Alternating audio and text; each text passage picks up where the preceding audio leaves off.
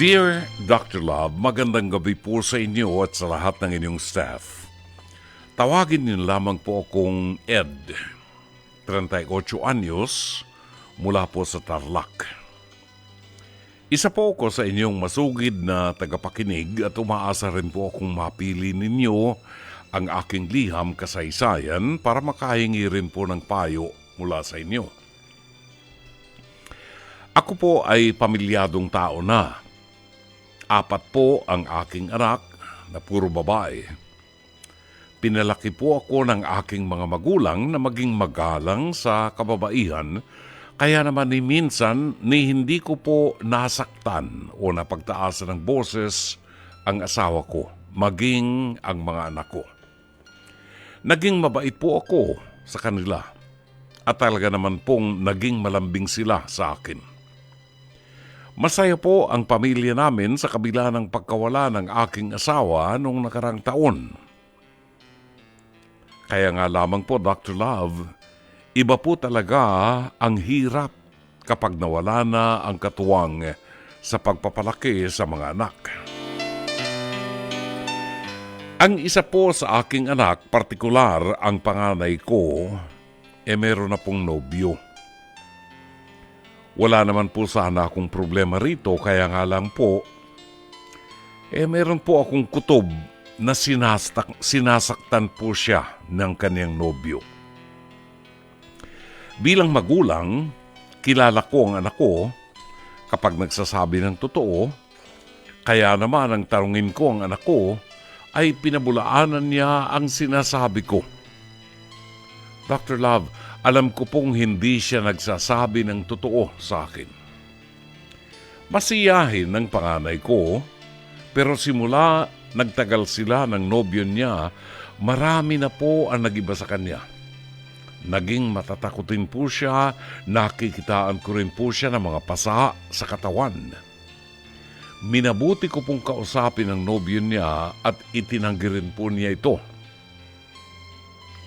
Hanggang isang gabi, nakita ko na nga mismo sa aking mga mata. Kinakaladkad siya pa uwi ng kanyang nobyo at hindi po ako nakapagtimpi at agad ko pong nasuntok ang nobyo niya. Hindi ko po inakala na dahil sa pangyayaring yun, doon lalayo ang loob ng anak ko sa akin. Nagalit po siya sa akin at sinabing wala raw po kung karapatang manghimasok sa away nila.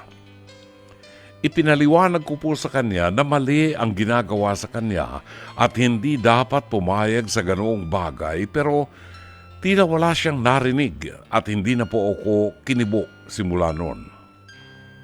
Ngayon, matagal-tagal na rin po kaming hindi nagpapansinan. Nasasaktan po ako kasi hindi ko po alam kung paano siya tutulungang makawala sa sitwasyong ganoon nang hindi siya nagagalit sa akin. Nakikitaan ko pa rin po siya ng pasa. Doble ang sakit sa akin sa tuwing nakikita ko yon. Dahil kung ako nga po'y iniingatan ko sila at hindi pumapayag na masaktan sila, pero bakit ang ibang tao'y dumadaplis ang kamay sa kanilang katawan? Kailangan ko po ang inyong payo bilang ama. Ano po ba ang pwede kong gawin na hindi po ako isusumpa ng anak ko? Umaasa po sa inyong payo, Ed ng Tarlac.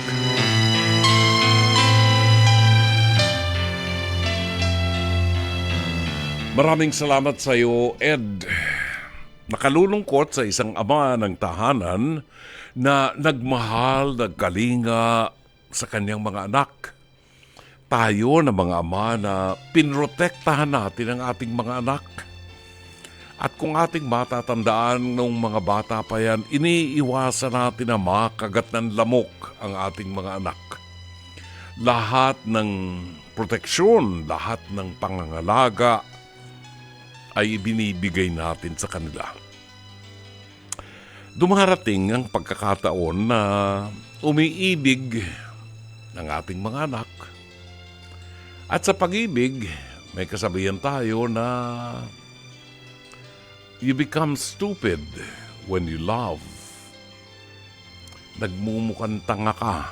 Kumikilos ka ng mga bagay na hindi mo normal na ikinikilos kapag ikaw ay umiibig.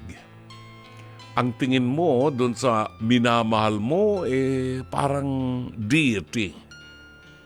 Parang santo. Wala ka nang makitang kapangitan sa kanya. At yan ang nakatatakot sa isang relasyon.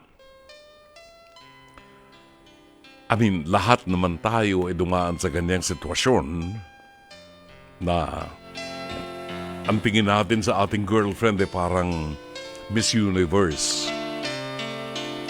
Okay lang yun, pero dumarating po ang pagkakataon sa tagal ng ating pagsasama na nakikita rin natin ang kapangitan ng ugali o yung mga flaws na tinatawag natin sa ating karelasyon.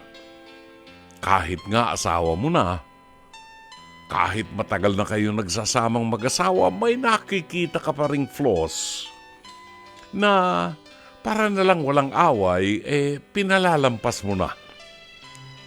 Pero ang isang flaw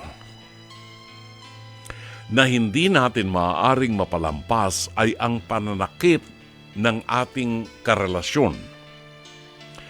Kung ang iyong anak Ed ay ipinagtatanggol pa yung kanyang karelasyon, yung kanyang boyfriend, at wala siyang makitang masama, at ang sinisisi niya ay ang sarili niya kung bakit siya sinasaktan ng kanyang boyfriend, ang tawag dito ay battered woman syndrome. Hindi ito nangyayari sa mag-asawa lamang. Ito ay nangyayari kahit sa mga magsyota at magkarelasyon.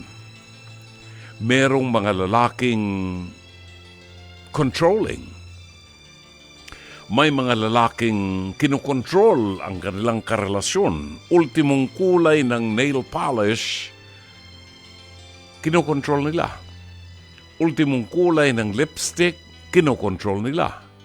Haba ng damit, kailangan lampas sa tuhod, kinokontrol nila. Ang paglabas sa bahay ng walang pasabi sa kanyang boyfriend, kinokontrol nila. And this is not healthy.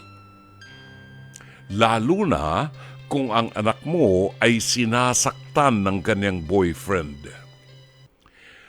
Ed, hindi matatapos ang iyong pagbibigay ng proteksyon sa iyong anak kahit na siya ay may asawa, kahit na siya ay may karelasyon. Tungkulin ng isang ama ang protektahan ng kanyang mga anak, lalo na at hindi justifiable ang ginagawa at hindi natin maaaring i-justify ang pananakit ng kanyang boyfriend. Boyfriend pa lang yan, tinamaan ng kulog na yan. Kabayo ka? Boyfriend pa lang yan, sinasaktan na yung anak mo? Paano kung mag-asawa na yan at may kabit na yung manugang mo? Ay di lalong sinaktan ng anak mo. Malinaw na ang anak mo ay mayroong battered woman syndrome at dapat makita yan ng isang psychologist. Ito ang tandaan mo. At bigyang liwanag mo doon sa boyfriend niya. At kung meron kang ebidensya na magpapatunay na makikita at ipakikita mong sinasaktan ng anak mo, hindi lamang yung pasa, kung mahuhuli mo at maibivideo mo na sinasaktan ng anak mo, ikaw mismo ay pupwedeng dumulog sa pulis at magsampa ng kaso violence against women and children. May kulong yan. Sa mga mag-asawa, hindi rin po pupwede yung pananakit na ganyan. At ito yung binabanggit ko kay Attorney Lorna Kapunan na may batas na hindi pwedeng saktan ang mga babae pero walang batas na hindi pwedeng saktan kaming mga lalaki. Unfair. Kasi may mga babaeng nananakit din po sa mga asawang lalaki. At nakita natin yan sa isa sa mga episodes ng Face to Face. Now, going back to your story, Ed, kung merong pagkakataon na makukunan mo ng ebidensya at tuwing makakakita ka ng blue and black o yung pasa sa iyong anak, ay dalhin mo sa doktor at kunan mo ng medical record. Meron kang maisasampang kaso laban sa boyfriend ng anak mo at may kulong yan. Yung klase ng boyfriend niya ang hindi po pwedeng mapangasawa ng anak mo. At ngayon pa lamang, ipinakikita na ng anak mo na siya ay battered woman.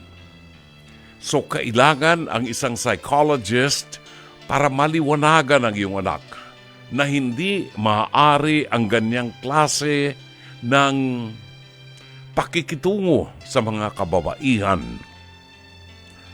And I guarantee you, kung mapatutunayan mo yan, may kulong yung boyfriend ng anak mo.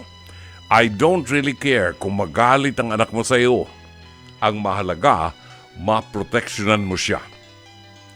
Pwede kang mag-inquire sa munisipyo o sa City Hall, sa police, sa desk ng Violence Against Women and Children kung paano kang matutulungan ng mga kinauukulan upang maiwasan ang bagay na yan.